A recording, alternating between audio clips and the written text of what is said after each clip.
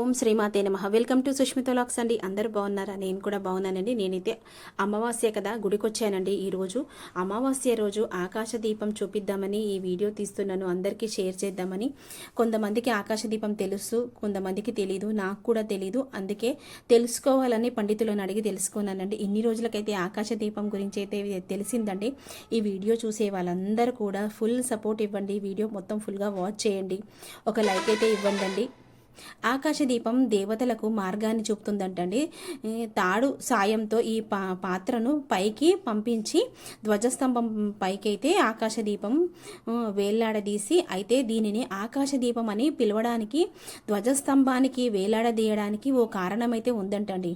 ఆకాశ మార్గాన ప్రయాణించే పితృదేవతల కోసమని కార్తీక మాసం పురాణంలో కూడా చెప్తుంటారంట.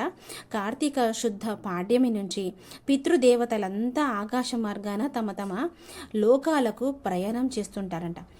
ఈ సమయంలో వారికి తొవ్వ సరిగ్గా కనిపించడం కోసమని ఆలయంలో ఆకాశ దీపాన్ని వెలిగిస్తూ ఉంటారంట. గుడిలో ఆకాశ దీపం జరుగుతుంది కదండి, ఆ ఆకాశ దీపానికి పూజ చేస్తున్నారు.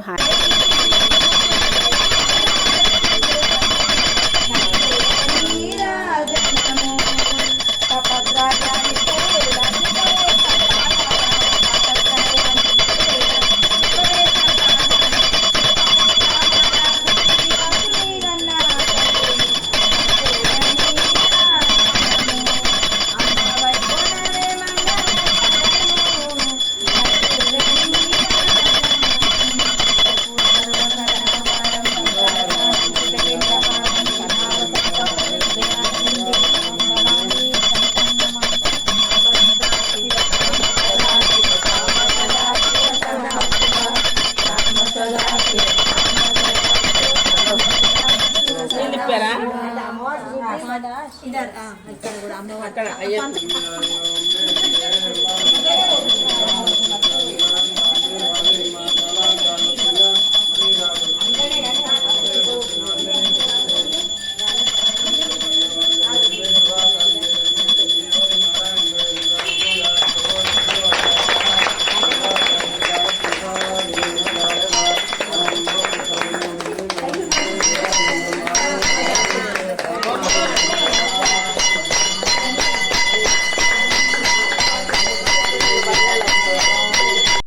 గుడిలో అయితే ఆకాశ దీపం పూజ అయితే అయిపోయిందండి. అందరూ కూడా హారతులు తీసుకుంటున్నారు కదా, అమ్మవారికి హారతి ఇచ్చి మళ్ళా అందరూ కూడా ప్రదక్షిణాలు అయితే చేసుకుంటారండి. ఇలా రోజు చేస్తారంట.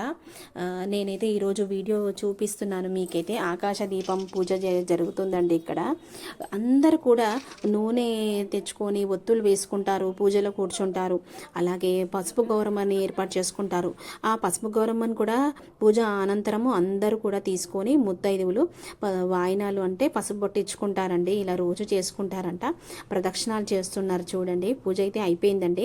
ఆకాశ దీపం రోజు కూడా వెలిగిస్తారు. ఈ ఆకాశ దీపం అమావాస్యతో పూర్తి అయిపోయిందంట ఈ రోజుకైతే. ఇన్ని రోజులకైతే ఆకాశ దీపం ఎలా వెలిగిస్తారు, దాని వెనుకున్న సంగతి ఏంటో తెలిసిపోయిందండి. ఇంతవరకు కూడా తెలీదు. మీకు ఎవరికన్నా తెలుసో తెలియదో కూడా కామెంట్స్లో చెప్పండి. ఈ ఆకాశ దీపం గురించి అయితే ఆకాశ దీపం ప్రాధాన్యత అంటే ఆకాశ దీపం వెలిగించిన దీపంలో నూనె పోసిన ఈ దీపాన్ని దర్శించుకొని నమస్కరించుకున్న పుణ్యప్రాప్తి కలుగుతుందంటండి. మనలోని జ్ఞాన అవివేకాలు తొలగిపోతాయంట. అంతేకాకుండా పితృదేవతలు కూడా సంతృష్టి అవుతుంది. దేవాలయంలో కాకుండా ప్రతి ఇంట్లో కూడా ఆకాశ దీపం వెలిగించుకోవచ్చంట.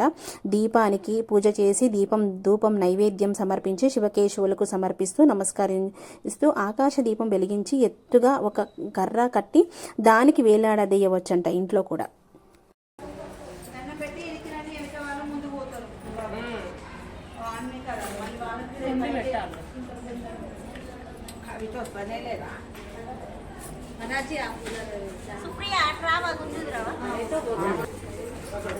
ఆంటీ కొంచెం సైడ్ జరగాల ఆంటీ. ప్రసాద్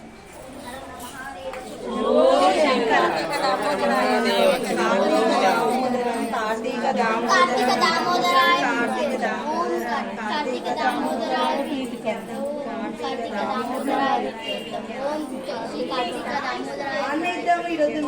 कार्तिक दामोदराय ओम श्री कार्तिक दामोदराय ओम श्री कार्तिक दामोदराय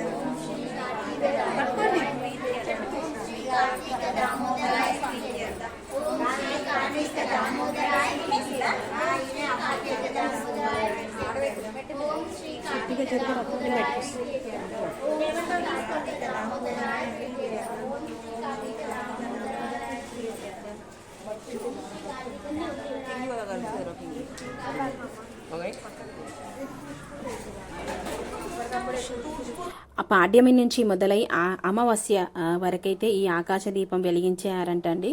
ఈరోజు తెలిసింది ఆకాశ దీపం ఎలా వెలిగిస్తారో, ఎందుకు ఈ ధ్వజస్తంభంకి కడతారో, ఇలా దారాన్ని కట్టయితే వేలాడదీస్తారంట. ప్రతి గుళ్ళో ఈ విశేషమైన ఆకాశ దీప పూజ అయితే జరుగుతుందండి. చూస్తున్నారు కదా, ఇలా తాడైతే కడుతున్నారండి. తాడుకి సపోర్ట్ అంటే తాడు పైకి ఎత్తి ఇలా వేలాడదీస్తారంట ఆకాశ దీపాన్ని అయితే. ప్రతి గుళ్ళో కూడా చేసుకోవచ్చు, అలాగే ఇంట్లో కూడా చేసుకోవచ్చు అమ్మా అని పంతులు గారు అయితే చెప్పారండి. నాకైతే మీకు అందరికీ కూడా ఆకాశ దీపం గురించి అయితే తెలిస్తే, ఇంకేమన్నా తెలిస్తే కూడా కామెంట్స్లో పెట్టండి. నాకైతే ఇంత తెలిసింది, అందుకే మీకు ఈ వీడియో చూపిస్తున్నాను. అందరు కూడా ముత్తైదువులు అక్కడ పూజ చేసుకుంటారండి. ప్రతిరోజు కూడా గౌరమ్మని ఏర్పాటు చేసుకుంటారంట. ఆ గౌరమ్మని కూడా అందరు కూడా తీసుకుంటారు, అక్షంతలు తలపైన వేసుకుంటారండి.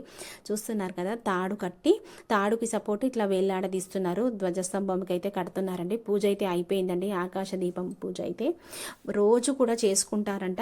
ఈరోజు నేను గుడికి వెళ్ళాను, అందుకే ఆకాశ దీపాన్ని చూపించి మీకు కూడా ఈ ఆకాశ దీపం గురించి అయితే చెప్పాలనే నాకైతే ఉత్సాహం కలిగి ఈ వీడియో చేస్తున్నానండి. అందరూ కూడా తెలుసుకున్నారని అనుకుంటున్నాను. నా వీడియోకి అయితే సపోర్ట్ ఇవ్వండి, లైక్ ఇవ్వండి. మీకు ఇంకేమన్నా కామెంట్స్ ద్వారా అడగాలనుకుంటే కూడా కామెంట్స్ ద్వారా పెట్టండి, తప్పకుండా రిప్లై అయితే ఇస్తాను.